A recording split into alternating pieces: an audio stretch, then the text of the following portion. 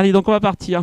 Déjà, je vous remercie d'être présent. C'est un honneur pour nous, en tout cas, de venir un peu communiquer sur ce qu'on fait, sur ce qu'on aime et puis sur ce qu'on voudrait promouvoir. Donc, je vais vous présenter l'association qui s'appelle MCOM francophone, plus usuellement appelée FR MCOM aussi, qui est une association qui est très très jeune puisqu'on a fêté notre première bougie au mois d'août. Donc, on nous a demandé de nous présenter. Donc, moi, déjà, je suis Frédéric. Je suis radioamateur depuis, un nombre d'années que je n'oserais pas dire à certains jeunes présents dans la salle, question de ne pas les faire peur. J'habite Saint-Étienne et je suis co-responsable de l'association puisque je fais partie des cofondateurs de cette association. Pourquoi on l'appelle FRMCOM ou MCOM francophone? Donc, le FR, c'est relativement facile à comprendre. C'est pour tout ce qui est francophone. Je précise bien, pas la France, mais francophone. Parce qu'on est ouvert à tout pays parlant notre langue. MCOM, c'est un terme anglophone pour tout ce qui touche les communications d'urgence. Donc on a gardé ce terme-là, puisqu'en relation avec d'autres pays, c'est le terme qui revient dans tout le nom de nos associations, en fait, le MCOM. Le but d'MCOM, je vous laisse lire, mais je vais faire quelque chose de très résumé, c'est de rassembler des gens qui sont intéressés par la technologie radio, radio-amateurs, pratiquants amateurs radio en bande libre, du monde de l'IoT, puisqu'on a quand même deux entreprises qui dialoguent pas mal avec nous. Vraiment toute technologie radio, et de regarder comment on peut intégrer ces technologies radio dans le monde de la gestion de crise. Alors encore une fois, ça peut être sur les fréquences radio-amateurs si les gens qui le feront sont radio-amateurs, ça peut être sur des fréquences libres dans d'autres domaines, ça peut être, on a fait pas mal d'expériences, je vais vous montrer tout à l'heure sur le protocole LoRa, sur bande libre ou bande dédiée à ce mode-là. Donc voilà, le but c'est vraiment ça, c'est de faire une promotion. C'est-à-dire qu'on n'est pas là pour aller sur le terrain et faire de la radio quand il y a 1,50 m ou 2 mètres d'eau, surtout pas. On est plus là pour dialoguer avec tout ce qui est collectivité territoriale, ce qui est association de riverains, association de promenades, vraiment de ce qu'on veut, pour leur dire l'outil radio peut vous apporter quelque chose en situation de crise ou en situation de détresse. Donc bien entendu, ça c'est vraiment dans les statuts de l'association, ça c'est aider matériellement, moralement et techniquement les membres et associations membres, puisqu'on y reviendra tout à l'heure. On peut être juste sympathisant, il n'y a pas de question d'adhésion ou quoi que ce soit, on peut devenir membre, mais aussi une autre association peut devenir membre de la nôtre, une entreprise peut devenir membre de notre association. Tout à l'heure on parlera des tarifs, vous verrez c'est quelque chose qui est exorbitant pour entrer membre de notre association. Pourquoi on a créé ça? En fait, on a créé ça parce qu'on a chacun nos expériences individuelles. Alors, certes, on a des gens comme Gaël Musquet qui nous ont bien briefé sur la partie utilisation de la radio d'urgence sur les îles. On a une expérience pour certains venant d'une FNRASEC ou d'une ADRASEC. On a des expériences pour certains simplement parce qu'ils sont retrouvés plusieurs fois coincés dans les inondations, dans des routes barrées en montagne. C'est vraiment notre expérience qui a fait qu'on s'est dit on va se réunir dans une association en n'ayant pas le but de courir avec un uniforme sur le terrain pour aider les autorités. La cible de notre promotion, j'insiste vraiment dessus parce que j'ai l'impression que par moments j'ai du mal à le faire comprendre, c'est pas une autorité, un corps constitué. La direction de notre promotion va sur le particulier, va sur les entreprises, va effectivement sur de la collectivité territoriale, mais plus en termes de conseils, d'entraide, de développement, pas en termes d'intervention. Et puis on a participé juste pour faire un petit coucou aux anciens copains de Hand et de l'Armitage Lab, on a participé à 2 week-ends d'opération, qu'on appelle chez nous, où on s'est retrouvés sur le terrain 2 week-ends à imaginer des choses, à mettre des choses en place, à faire joujou. Encore une fois, sur les bandes radioamateurs, hors bandes radioamateurs, on a testé de la radio effectivement sous un ballon. On a un ballon captif qui monte jusqu'à 150 mètres de haut, sur lequel on a mis un relais, on a mis de l'émetteur, on a mis du Wi-Fi pour voir ce que ça donnait, on a mis des caméras, on s'est vraiment amusé à tester un maximum de choses, et pas que sur les bandes radioamateurs, encore une fois. Donc là, je vous ai mis une petite photo de ce que ça peut donner, parce que souvent on me dit « ouais, mais c'est des trucs super sérieux, il faut être hyper strict ». Quand on fait les opérations, la table d'opération, ça ressemble à ce qu'on a sur la photo. On ne peut pas parler vraiment de quelque chose de strict. Je vous dis pas qui là-dedans, mais là-dedans vous avez des youtubeurs assez connus, vous avez des techniciens non radioamateurs, des spécialistes du monde du libre, des spécialistes du ballon captif en altitude, vous avez des gens qui sont spécialisés dans le partage de connaissances au niveau vraiment très large du terme, que sont les gens de l'Armitage Lab. Vous avez un barbu qui est très connu sur Twitter, qui fait beaucoup de simulations de vol, mais qui est aussi accessoirement colonel de l'armée de l'air, très tourné opérationnel. Donc en fait, c'est notre responsable, c'est lui qui nous dit quoi faire, qui nous fait le maître du temps sur les interventions comme ça. Le bureau actuel, ce qu'on m'a dit, il faut vraiment que vous vous situiez. Donc le bureau actuel, on a un président qui est Vivien, F4FWH, qui est dans le 76 au Havre, qui est radioamateur, qui est membre de la DRASEC 76. Vous avez un vice-président, Bertrand, FG8OJ, pour vous montrer qu'on est vraiment sur une couverture non pas territoriale de la France, mais vraiment beaucoup plus grande que ça. Donc, il est donc vice-président en Guadeloupe. Je ne dis pas de bêtises, c'est bon. Le trésorier et aussi secrétaire, c'est Johan F4FWAT qui est du 27. Et dans les membres du bureau, il reste Jean-Luc F1ULQ 57, David F0GBY 78, je crois, il me semble. Et puis moi, voilà, du 42 de Saint-Étienne. Voilà l'équipe du bureau actuel. On m'a demandé aussi de vous présenter une des activités qu'on a eues cette année. Donc cette année, on a eu la chance, via le coordinateur pour l'IARU Région 1, pour tout ce qui est communication d'urgence, donc qui est Greg G0DUB, de pouvoir participer à un exercice organisé par lui, par l'IARU, pour la Région 1, qui, comme c'était écrit, le but était de tester les possibilités d'utiliser le logiciel qui s'appelle JS 8 Call, qui est basé sur le protocole FT8. Alors je dis tout de suite, les radioamateurs chez nous ne font pas tous du FT8, ne font pas tous du JS8, ne font pas tous de la C-double, mais ils font tous de quelque chose et ils sont heureux de le partager. Donc pour établir des liaisons, échanger des petits messages un peu courts, plus ou moins courts, entre participants, tester la possibilité de faire du relayage de messages et de promouvoir l'utilisation d'un groupe sur JS 8 Call qui est le groupe R1 MCore. Donc pour info, si vous voulez qu'on parle de JS 8 Call, on se reverra après sur le salon, je suis là jusqu'à la fin, pour vraiment vous parler proprement du logiciel. Le but ici, c'était pas de vous former à l'utilisation du logiciel, mais vous montrer un peu ce qu'on arrivait à faire avec. Donc en gros, voici le compte-rendu de l'exercice. Donc on a échangé entre 63 opérateurs différents sur toute la région IRU 1. La région 1, donc la nôtre, celle dont on dépend. On a eu entre autres les échanges, donc quand je dis on, c'est les opérateurs FRM de l'association, enfin de la structure FRMcom, sympathisants ou membres, tous réunis. C'est pas moi quand je dis on est bien d'accord. Donc en gros, on a fait la liaison entre 14 pays différents de la région 1. Sur les 63 opérateurs ayant un peu l'étiquette FRMcom, c'est-à-dire qui étaient soit sympathisants, soit membres, encore une fois, on a en gros contacté 55 autres stations d'échange entre nous. C'est-à-dire que là, on ne les a pas que entendus, on a vraiment échangé entre nous.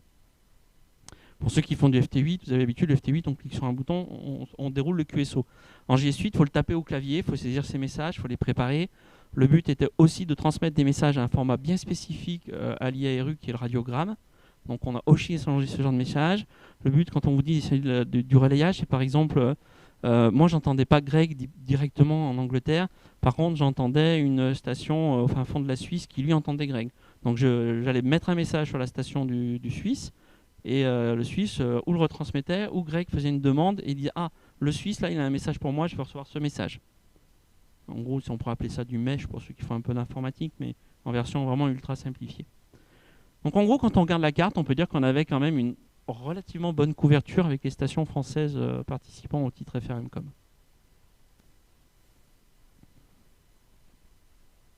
On nous a demandé aussi de montrer un peu ce que c'était qu'une station qui aujourd'hui faisait un peu office de réseau FRMcom.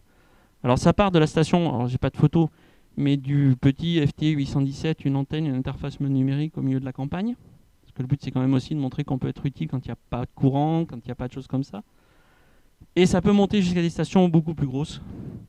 Donc là c'est un SWL qui nous a fait des rapports d'écoute de toutes les stations qu'il entendait. C'est pour ça que vous voyez un OpenWRX ouvert à côté. Hop, là on a une station qui est un peu plus complexe. Alors je suis désolé, si c'est la vôtre et que je ne vous reconnais pas, vous m'en excuserez, mais je n'ai pas les indicatifs des gens en tête. Je suis vraiment désolé. C'est ça? Il me semblait. Donc là, qui lui a bien participé, il n'y a pas eu de souci non plus. Là on a une autre station bien rangée. Alors ceux qui me connaissent sauront tout de suite que c'est pas la mienne. Seb confirme dans le coin que ça ne peut pas être la mienne. Non, c'est pas la sienne non plus. Non, c'est pas possible. Là, je vous ai juste mis une copie d'écran. Alors, il y a juste une petite erreur sur la présentation, mais c'est pas très grave. Du logiciel JS8 Call d'un côté, et d'un bout de logiciel qu'on avait commencé à développer en Java, je crois. Je sais plus, c'était ton collègue Sébastien qui nous avait fait ça. Qui nous permettait de saisir des messages. Parce que l'inconvénient de G Suite Call, c'est que ce n'est pas un logiciel qui est fait pour faire de la transmission en gestion de crise. Donc le message, par exemple, de l'IARU, tel que l'IARU le préconise, vraiment une promotion dessus, il n'est pas natif dans l'applicatif. Donc on a développé une petite passerelle, entre guillemets, qui nous permettait de saisir les messages d'un côté, de les valider, de les basculer directement dans le logiciel pour les envoyer. Voilà pour la partie logiciel G Suite Call. Après, on nous a dit c'est bien, c'est radio amateur, vous faites de la promotion pour d'autres choses. Donc avant d'emboîter là-dessus, on a monté des démonstrateurs. J'ai par exemple moi à disposition des démonstrateurs pour aller voir les collectivités territoriales, les associations de riverains de rivières, avec une petite mallette, des postes PMR, des batteries rechargeables en solaire, des allumes-cigares, et je montre, et je l'ai déjà fait une fois à une commune, hein, dire voilà, vous savez, vous achetez une mallette comme ça, il y en a pour 100 € la mallette. Là-dedans, vous avez un problème, vous avez monsieur le maire qui est dans son bureau, vous êtes vous à la salle qui sert de PC crise, entre guillemets, pour le PCS, vous avez un moyen de liaison entre les deux. Mais ça peut être aussi votre technicien multiservice qui va sur le terrain, il part avec son allume-cigare, il le met dans la voiture, comme ça il a le poste qui est chargé, il met la batterie sur le tableau de bord version soleil pour que la batterie se recharge. On préconise, moi en tout cas je préconise beaucoup des pockets, des portatifs qui ont une prise de recharge USB, parce que du coup comme ça on peut facilement le recharger sur plein de sources de courant différentes.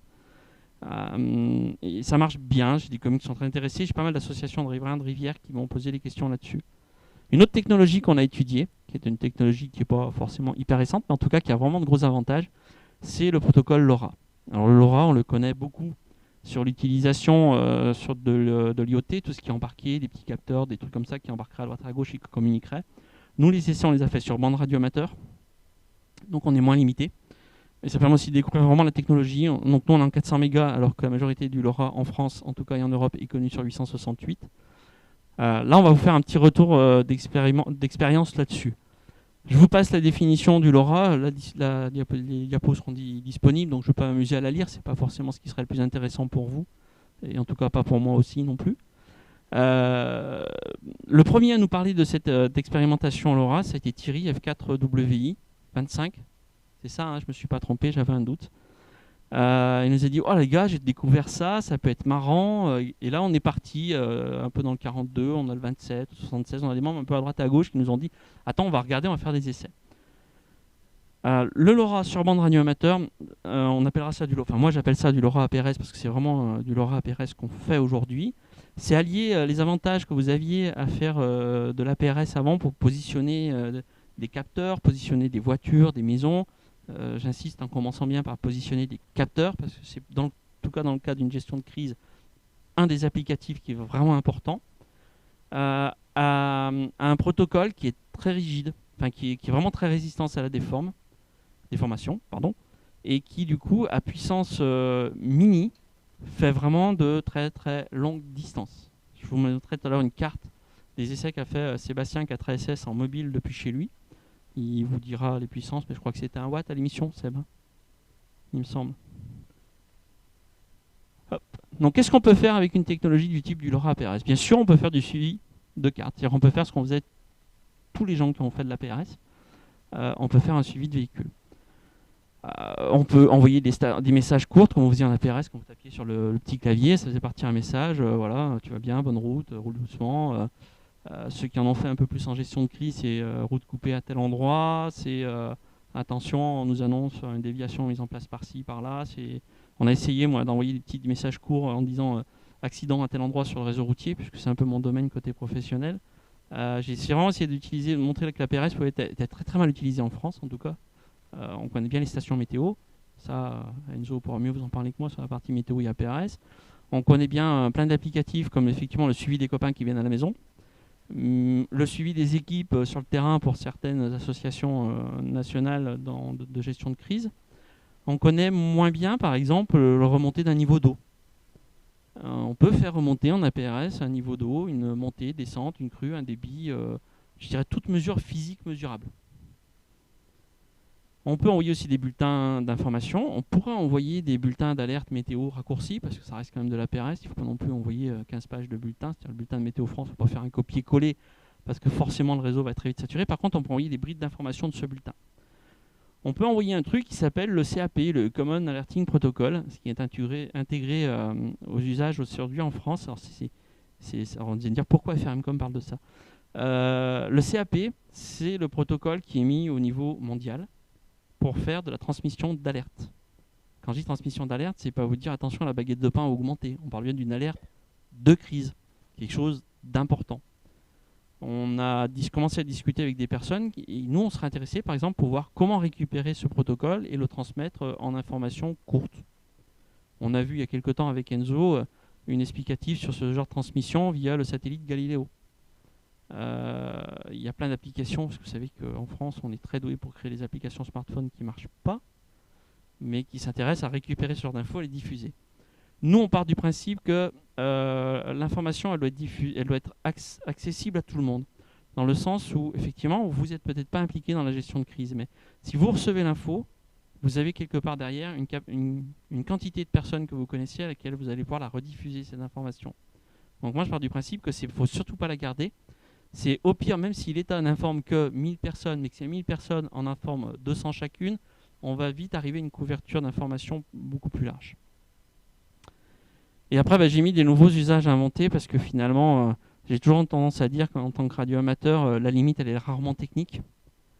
C'est plus notre imagination qui nous fixera les limites de fonctionnement. Tout à l'heure, on parlait d'un parcours. Donc voilà le parcours de Sébastien. Sébastien habite ici. Et tout ça, c'est les parcours qu'il a fait en mode LoRa. Donc il était chez lui sur une antenne de maison de type X50, on va dire. Ou non, c'était quoi chez toi? C'est une antenne mobile. Voilà. Sur la voiture, il a de retour une petite antenne pareil, un petit quart d'onde. Et là, en distance, c'est parce que tu es plus fort que moi, c'est combien de kilomètres?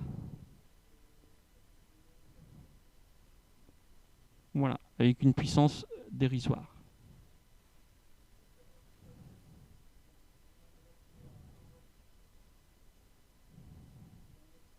Voilà, un watt chinois. Pour ceux qui, surtout pour la captation qui ne doivent pas entendre Sébastien. Donc là, l'essai, c'est avec un watt chinois. Je ne savais pas que les Chinois avaient des watts moins fortes que les nôtres, mais avec un watt chinois. Voilà, je pense que c'est quand même compréhensible de tout le monde. Je ne sais pas si vous voyez la distance, mais on reste quand même. Alors certes, là, il y a un trou au milieu. On reste là. La partie de Sébastien, on ne peut pas dire que c'est une plaine, que c'est plat. Entre les deux, c'est moins vallonné, mais il y a quand même aussi un peu de relief, mine de rien. Voilà. Non, c'est vraiment impressionnant. Pour ceux qui auraient l'occasion de tester le mode LoRa, vous allez vraiment. Enfin, moi, le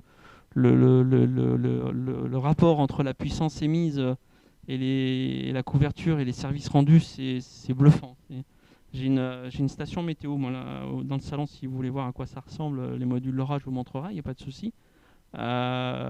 Si on veut monter une station météo LoRa, les capteurs sont plus imposants que tout le reste.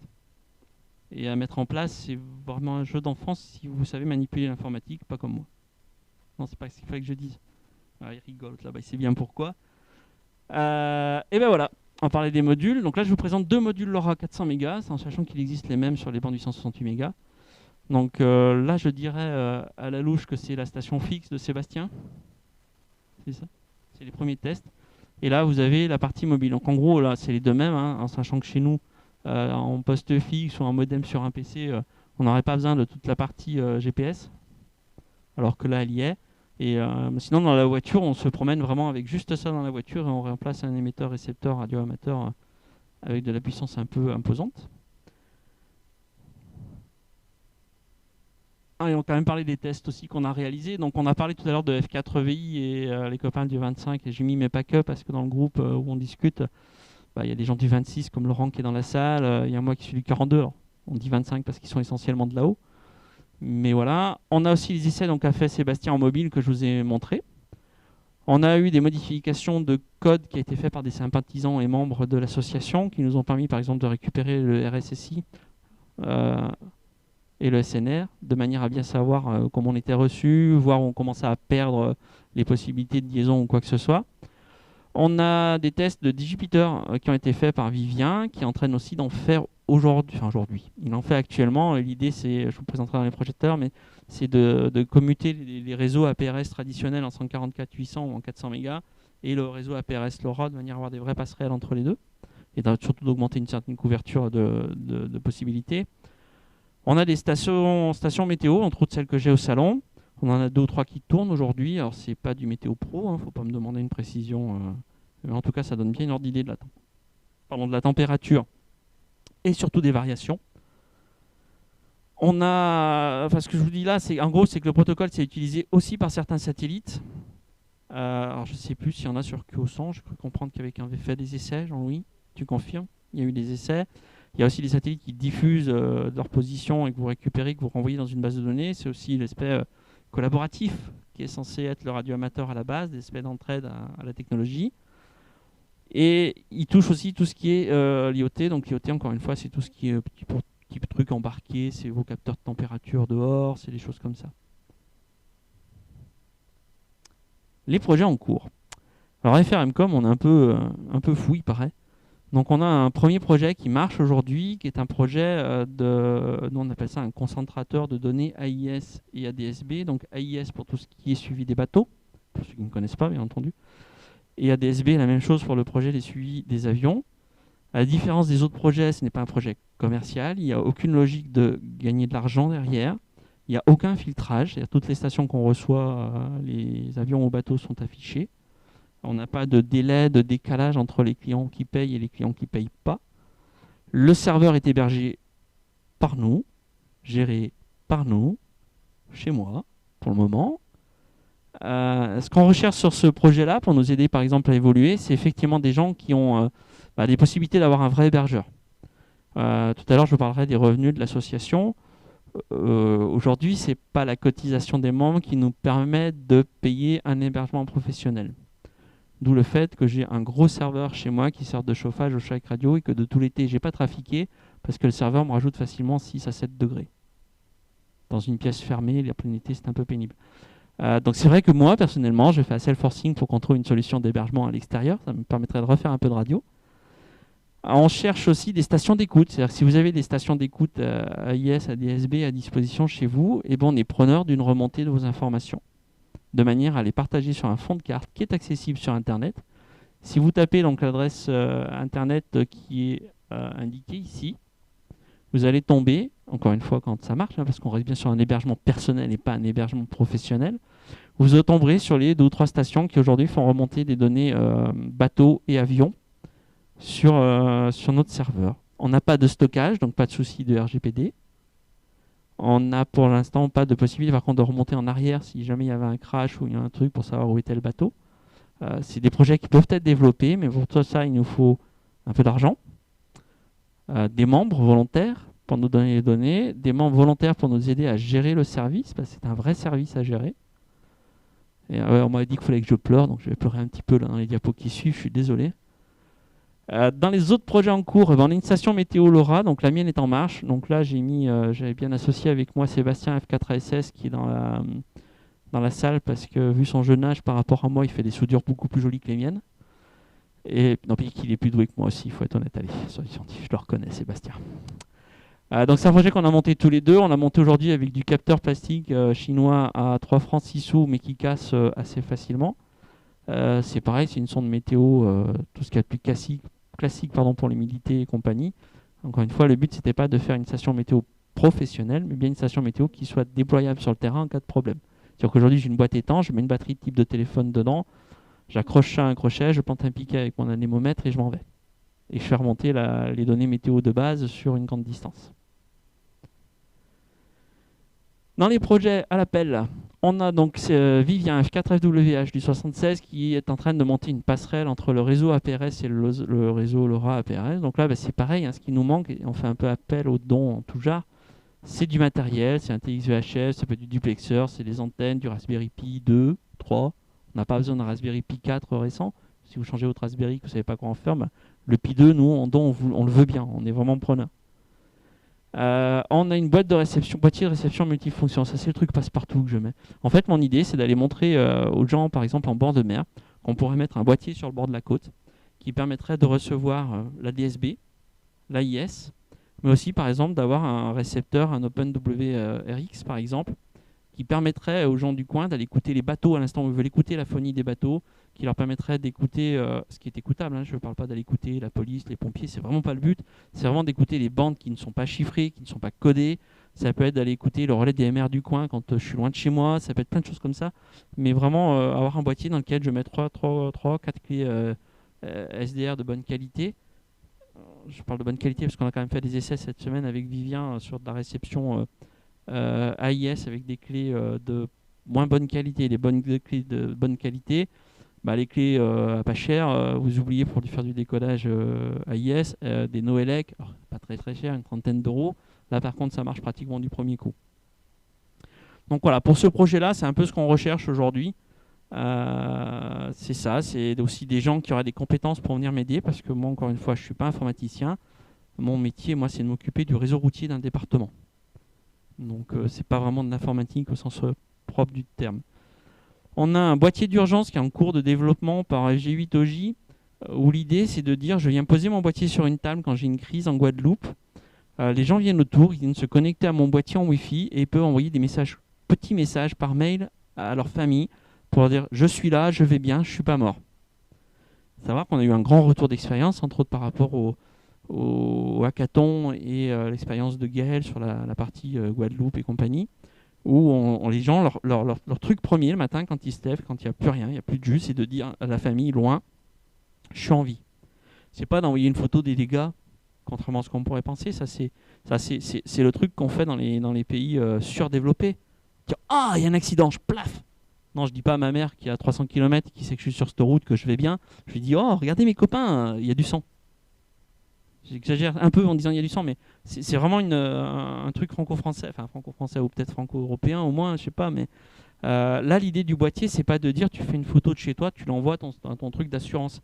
C'est de dire tu fais un petit message à l'ensemble de ta famille en leur disant je suis en vie, ne vous inquiétez pas trop. Et c'est vraiment un besoin, on l'a vraiment ressenti comme ça. On a fait un retour d'expérience sur Saint-Martin, ça a vraiment été un manque. Donc l'idée de Bertrand, c'est vraiment de faire un petit boîtier comme ça et d'associer le monde radio amateur derrière pour pouvoir, via des systèmes comme peut-être le JS8 Call, peut-être le réseau Winning 2000 pour ceux qui connaissent, peut-être le réseau PSK Mail là, qui est en train de ressurgir un peu de ses cendres, si j'ose dire, et de dire nous, ce qu'on va faire, on va prendre vos messages, on va les envoyer à votre famille. C'est pas remplacer les télécoms pendant 10 ans, hein, c'est juste sur une crise, vous n'avez plus rien, je vous pose un petit boîtier avec vos téléphones portables, parce que c'est le seul truc que les gens penseront à charger en cas de crise, c'est leur téléphone portable, et de dire finalement, là je me connecte, j'envoie un petit mail via une interface ou via un autre truc comme ça, et du coup ces messages-là, je pourrais les retransmettre à beaucoup plus grande distance en utilisant une technologie radio maîtrisée par les radioamateurs dans ce cas-là. Donc là, Bertrand m'a fait une petite remontée en disant moi aujourd'hui, ce que j'ai besoin, parce qu'on est vraiment dans une phase d'étude, c'est par exemple des boîtiers étanches, c'est du panneau solaire, c'est de la batterie. Alors on a effectivement un problème avec Bertrand, c'est que moi je veux bien aller acheter une batterie et lui l'envoyer, mais si j'envoie la batterie en Guadeloupe, ça va me coûter plus cher de transport que de batterie. Et donc voilà, il a vraiment besoin d'aide. Si vous avez des gens qui sont là-bas qui peuvent l'aider, il y a peut-être moyen de lui faire passer quelques sous pour qu'il puisse financer un peu ce projet. On a alors c'est un projet qui est né il n'y a pas très longtemps suite à un petit séjour quelque part en Corse, de bouées intelligentes et connectées. Et après j'ai vu qu'il est sorti dans un MacPi, je crois, un article sur des gens qui font ça aussi, mais pas sur les mêmes technologies que nous on voudrait expérimenter. Alors une bouée intelligente et connectée, c'est en gros, vous voyez les grosses bouées jaunes qui délimitent les 300 mètres au bord de la mer. L'idée, ça serait de faire une bouée de ce type-là, sauf qu'il y a plein de capteurs à l'intérieur, et qui les données qu'elle mesure, elle les retransmettent à la Terre. Alors les données principales, c'est effectivement sa position. Je ne sais pas si vous avez suivi les petites expérimentations qu'ont fait les Bretons avec le petit bateau qui avait traversé je ne sais plus trop quel truc, avec plein de capteurs. C'était 4GOH et compagnie qui faisaient ça. Sauf qu'eux transmettaient les données en Whisper. Et nous, on aimerait bien essayer sur ce projet-là de transmettre les données en LoRa. Parce qu'on se dit qu'à vue la mer, on peut avoir une portée avec le LoRa importante, même si là on partirait plus peut-être sur du LoRa en 868 ou on ne sait pas trop, quoi. C'est vraiment un sujet qui est en cours de discussion. Donc là, les besoins, c'est essentiellement tous les besoins de l'association. D'ailleurs, hein, c'est certes de l'argent pour faire avancer un peu les projets, pour permettre, pour faire ce qu'on ne fait pas aujourd'hui. C'est-à-dire que moi, F4D, aujourd'hui, à titre associatif, je vais monter mon projet de station météo. C'est moi, F4D, qui est financé de A à Z. On a des gens qui nous disent clairement, moi je peux vous aider à développer, mais je n'ai pas les moyens d'acheter le matériel que vous voulez. Donc on voudrait à terme, avec l'argent, pouvoir acheter un petit peu de matériel de développement. C'est pas acheter un émetteur décamétrique à 1500 euros. C'est acheter des petits modules LoRa comme je vous ai montré, c'est acheter des petits panneaux solaires, des petits accus en 18650 pour les foutre derrière. C'est pas non plus des sommes mirobolantes qu'on aurait besoin. On a aussi besoin de gens qui ont la technique, et c'est aussi pour ça que la majorité aujourd'hui des membres des FRMcom sont radioamateurs ou sont passionnés d'électronique, parce que ça nous manque vraiment des gens qui soient capables de dire moi je peux pas acheter par exemple le module pour faire votre bouée, par contre si vous me fournissez un module et des capteurs, moi écrire le code qui va dedans, qui va aller relire les capteurs, qui va les remettre en forme, qui va les mettre au format que vous voulez en sortie, ça je peux vous aider à le faire. Et l'idée première de l'association, c'est de se dire c'est bien, on va peut-être pouvoir t'aider financièrement à monter un projet, tu vas peut-être pouvoir faire ce que tu veux. Par contre, derrière, il faut absolument que tu documentes et que tu partages ce que tu as fait. Moi, c'est ce qui m'a attiré dans le monde radioamateur, hein, c'était le partage de la compétence et le partage de l'information. En plus de l'esprit de la famille et de camaraderie qui va derrière. Et je trouve que là, en tout cas pour nous à FRMcom, c'est vraiment un début de FRMcom, c'est le partage. Donc pour ça, on a un site internet qui nous permet de partager des codes, on a ce qu'on appellera un wiki pour que les gens puissent écrire un peu plus librement que sur un article internet. On est prêt à mettre plein de choses en place en informatique. Ça, on a les gens qui savent mettre des systèmes informatiques en place pour vous aider à partager. Les sites internet de l'association, il est ouvert à tout le monde. Vous avez une idée d'un article, on a quelqu'un qui est Frédéric, F4IHD, qui nous a fait un article sur l'histoire de l'autonomie d'énergie, comment monter des bacs d'accu. Il n'est pas membre de l'association, il m'a dit moi je peux t'écrire un article. Je dis mais oui. Je dis par contre, je fixe 2 choses à l'écriture d'articles sur le site des FRMcom. 1, on respecte la loi. C'est-à-dire, je ne veux pas voir certaines choses qui n'ont rien à faire sur les sites internet de radio amateurs ou de passionnés radio si ça ne respecte pas la législation en place. Et 2, c'est celui qui écrit l'article qui le signe.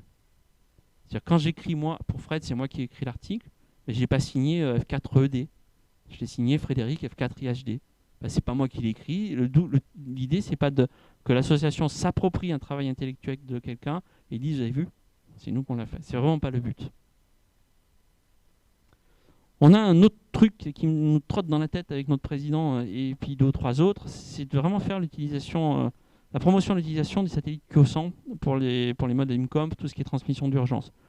Donc ça fera la suite avec mon voisin de présentation qui vous présentera beaucoup mieux que moi le satellite. Pardon ? C'est pas grave. Je vous ai quand même mis les fréquences si vous voulez faire de l'écoute, parce que l'écoute est libre même quand on n'est pas radioamateur. Donc vous pouvez écouter les fréquences que j'ai écrites dessus, qui sont des fréquences sur la partie phonie. Donc vous pouvez les écouter même avec les web SDR, vous entendrez des choses. On peut faire plein de trucs avec, vous allez voir. Je vous ai remis un petit peu le plan de bande, j'espère à jour, Jean-Louis. On ne s'est pas trop planté, on a pris le bon, ça va. Donc on voit bien, on voit bien ici la fréquence qui est recommandée pour l'utilisation en temps d'urgence. C'est pas quelque chose. Alors, si un jour on vous dit c'est mon association qui a œuvré pour ça, vous pouvez lui taper où vous voulez, lui dire full camp. C'est plein de gens qui ont œuvré pour que à l'AMSAT DL on ait cette fréquence qui soit, cette utilisation en tout cas qui soit un peu préconisée ou autorisée. Et nous, on regrette vraiment que ça ne soit pas utilisé. Alors aussi, si un jour on vous dit ces fréquences-là sont réservées à telle ou telle association qui a pour but de faire des liaisons radio en termes de sécurité civile, vous prenez votre doigt, vous le mettez dans l'œil et tu l'as vu celui-là.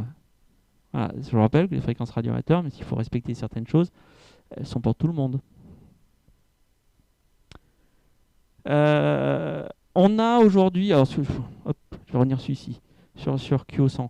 On a des essais, vous pouvez aller voir Thierry 4GG qui est en place au salon, qui fait des démonstrations.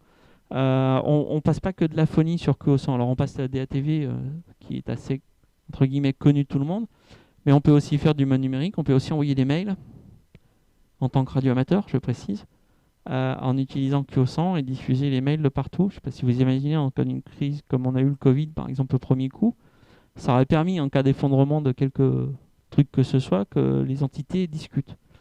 Et ça aurait permis, par exemple, quand il y a eu les grosses inondations, que certains puissent encore discuter avec eux, même si ça rien ne fonctionnait. Moi, quand je dis discuter, encore une fois, c'est aussi dire aux copains, je suis vivant. Je suis vivant, je suis pas mort, tout va bien. Pour moi, ça reste une donnée à faire transiter. Encore une fois, on n'est pas là pour rendre service aux autorités. Avec FRMCOM, on est là pour vous expliquer à vous et aux autres que la radio, c'est vraiment quelque chose d'utile en période de crise. On nous a plusieurs fois demandé comment nous joindre. Alors, en radio, j'allais dire, c'est pas compliqué, même si ça l'est beaucoup. On a aujourd'hui un réseau SVX Link, un réseau linké analogique qui est mis en place. Le serveur est hébergé chez toi, chez Sébastien. Oui, d'accord, il faut que je fasse vite, mais j'ai presque fini, ça va bien aller. On peut aussi discuter de la thématique utilisation de la radio en gestion d'urgence sur le DCS 933U en D-Star. On a une voie fusion qui est YSF Urgence, qui est entretenue par F8 FKD. Le D-Star, c'est par F8 EGG et F4 EGG et F4 GEN avec D-Star France. On a la partie IPSC2 et HB-Link du DMR sur le TG 208.0 qui est relié. Donc IPSC2, c'est par Fabrice F4 AVI. L'HB-Link, c'est par l'HB-Link qui est hébergé chez Sébastien. On a un petit réseau HF qui se monte de temps en temps en JS8, c'est-à-dire que quand on a envie de faire des tests ou qu'il y a des problèmes, on se met en JS8, on regarde un peu les messages qui arrivent, qui partent, on dialogue, on met surtout notre boîte messagerie disponible à qui voudrait l'utiliser. On a, alors je ne sais pas pourquoi il est paru là, mais c'est pas grave, on a notre serveur, donc on a un serveur Discord, c'est un serveur de chat au clavier, en trichant un peu, parce qu'on peut aussi faire de l'audio, mais qui nous permet de nous retrouver. Il n'y a pas d'abonnement, c'est quelque chose, vous avez une connexion internet, vous allez sur Discord, vous créez un compte, vous vous connectez, ça ne coûte rien, c'est pas rattaché au téléphone, et c'est bien pratique parce que ça nous permet vraiment là d'échanger entre tous les sympathisants. On a une salle WhatsApp aussi, s'il y en a qui veulent venir l'intégrer, vous êtes vraiment les bienvenus. Il suffit de me contacter par mail ou sur le mail de l'association et on vous intégrera dans les deux, que ce soit sur le Discord ou sur le WhatsApp, avec un énorme plaisir. Le tout en respectant, en étant gentil, courtois et respectant les autres, même s'ils n'ont pas les mêmes idées que nous. Il faut le faire, je suis désolé, c'est pas la partie la plus intéressante. Donc voilà un peu ce qu'on recherche. On recherche des radioamateurs, des amateurs radio, des électroniciens, des informaticiens, surtout ouverts d'esprit et avec une grande envie de partage, qui sont là pour venir nous aider à documenter, à faire la promotion de l'utilisation de ces technos, à essaimer leurs connaissances. C'est-à-dire qu'on veut bien donner à l'association, mais on aime aussi en recevoir. C'est comme ça qu'on progresse. Voilà, donc j'avais rajouté un petit hashtag, c'était un petit jeu avec David, le hashtag sur Twitter, passe ta licence pour les petits nouveaux, ceux qui ne le seraient pas, c'est important. Et on est bien dans la même optique. Aujourd'hui, j'ai des gens chez moi qui sont plutôt actifs sur les bandes PMR et que j'encourage fortement à passer une licence radio amateur pour venir rejoindre la communauté, pour qu'on puisse grandir ensemble. Je pense que c'est important de le signaler. Et pareil pour les gens qui soient électroniciens ou informaticiens, on arrive toujours à trouver des points communs dans nos occupations. David m'a demandé de bien préciser. On a un statut membre aujourd'hui. Pour être membre de l'association, il faut être à jour de cotisation. Je vous ai dit qu'on avait des cotisations extrêmement chères, donc elles vont de 5 € pour les étudiants, les personnes en situation de handicap, jusqu'à 16 € pour la plus chère. C'est énorme, je le reconnais, je suis désolé, mais il faut bien qu'on essaye de payer un peu, non pas ma facture électrique, parce que ça j'en fais don à l'association, mais les noms de domaine, les assurances, les choses comme ça, les gestions de comptes bancaires. Toutes les cotisations sont payables par PayPal ou par chèque, bien sûr, auprès de notre trésorier. On peut être aussi simple sympathisant. En fait, être membre à FRMCOM, ce n'est pas une obligation.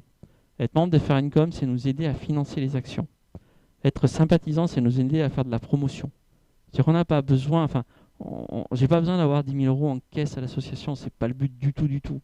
Je préfère avoir 300 sympathisants très actifs qui viennent échanger avec nous, qui nous apprennent des choses, qui apprennent de nous, on dialogue vraiment ensemble, que d'avoir plusieurs centaines d'adhérents qui ne foutent rien, je vais rester poli. Et là, c'est un peu le cas. Donc oui, c'est pas une obligation. Vous pouvez vraiment venir nous rejoindre sans pour autant prendre une adhésion chez nous. Alors, comment on va zapper la question? Je vous ai quand même laissé la diapo. Pour me contacter, c'est assez facile. J'ai par mail frédéric.boucher@frmcom.com. Là, vous tombez sur moi directement. Pour ceux qui sont présents sur les réseaux sociaux, je suis aussi présent sur Twitter avec mon indicatif F4D. Je suis aussi présent sur Facebook. Je suis présent en général. Quand vous tapez mon indicatif sur Internet, je ne suis pas le plus dur à retrouver. J'ai un défaut, je vous avertis tout de suite. Si vous me dites que je ne suis pas radioamateur, ça m'intéresse. En général, je suis pire qu'un morpion. Je m'attache à vous et je vous lâche pas tant que vous n'avez pas la licence. Dans la salle, il y en a quelques-uns qui peuvent le dire. Ça marche, c'est bien. Vous pouvez aussi contacter simplement, je ne sais pas si je le dis plus loin, l'association à contact@fr-mcom.com. Il n'y a pas de souci, là c'est tout le bureau qui recevra votre mail. On a un site internet, donc https://www.fr-mcom.com. J'ai des flyers, ne vous inquiétez pas, prenez pas des notes, venez me voir tout à l'heure, je vous filerai tout sur les bouts de carton. On a un compte Twitter qui est propre à l'association qui est McomFR.